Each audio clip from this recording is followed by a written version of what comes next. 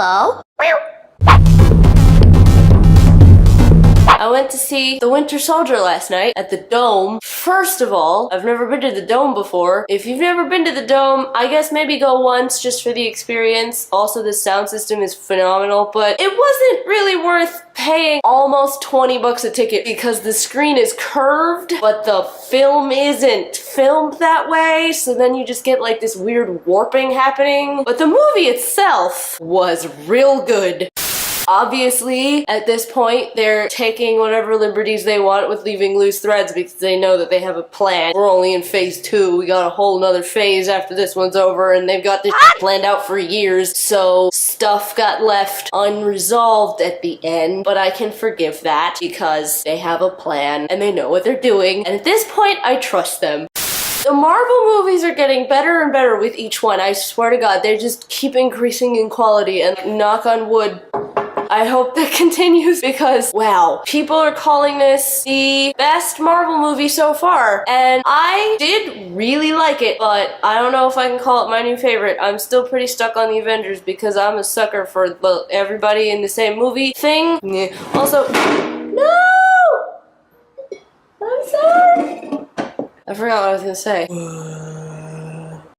So now we're gonna get away from the vague time and we're gonna get into the potentially spoilery time where I talk about actual stuff in the movie. So if you haven't seen it yet, turn the video off. Aha! So there were some weird out of character moments between Steve and Natasha, especially towards the first third of the movie. Whenever they had this like witty banter thing going, it just felt weird and unnatural. I guess they have like a history going now. They're building a relationship and so it makes sense for them, but we don't really ever see that happen. I'll forgive it because the rest of the movie was really good, but it was weird. Especially when Natasha's all of a sudden trying to set up Steve on a date. She's focused on that for a lot of the movie while there's life-threatening emergencies. I don't know. It was funny, but it was weird. But I'm glad Steve's developed a lovely sense of humor. Like that bit about, well, all the guys in my barbershop quartet are dead, so he's taking it well, the whole being defrosted thing.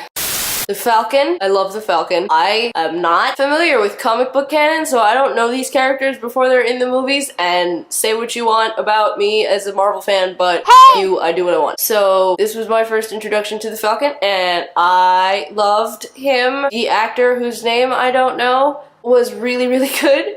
I love heroes that aren't superheroes or like they don't have millions and millions of dollars at their disposal. Don't get me wrong, I appreciate Batman, Tony Stark, and them, the ones with the money that they can build their superpowers, and I also appreciate the ones who have them because they're aliens or mutants or they got injected with experimental serums. I love all of them, but I especially appreciate the heroes who aren't super, you know? Natasha. Natasha is immensely skilled. She has training behind her. She has field experience, but it's all her. There's no magic potion. There's no alien world background or what. She's just a person. She's a regular person, and I love that about her. And the Falcon is the same way. He's got a suit. He's got military equipment, but it's just him. At one point in the movie, even, he crashes to the ground after the Winter Soldier rips his wings off and doesn't even faze him. He's just that awesome. He's just a regular old military guy, and he can keep up with Captain f***ing America. There's even a line that he says that I really love because it really exemplifies this character. You know, I just do everything he does but slower. Steve Rogers is a superhero. This guy's just a regular guy, but he can do everything Steve Rogers can, just a little slower. And I appreciate that. And I love that they've brought this guy into the Marvel fold in the movies right now. Winter Soldier, all the feels. That moment when Steve sees him and recognizes him, but he doesn't recognize Steve because he's been brainwashed so many times. Oh my God, all the feels. And then near the end when Winter Soldier starts pounding on Steve and Steve doesn't fight back because he just really needs to make Bucky remember that he's Bucky. And it worked because he saved him.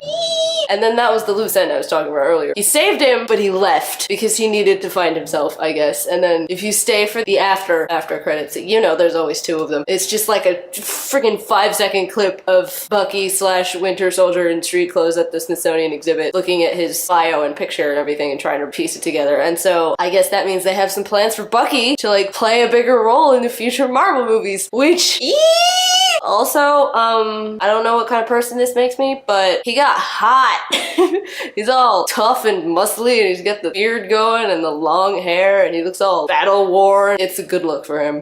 Because the whole movie is set in DC and Maryland, I spent the entire 2.5-hour film watching the background, trying to point out in my brain where these people were at any given moment. The Pulp Fiction reference at the end of the movie. Nick Fury is playing dead, right? So he's got a gravestone, and the gravestone had the freaking Ezekiel verse. Oh my god. Like 5 people in the movie theater got the joke, including Alex and me, and everyone who got it was freaking screaming with joy. That was so good. It was such a little subtle little drop of the brilliant. So, Winter Soldier was awesome. Peace, love, geekdom, Captain America. Goodbye.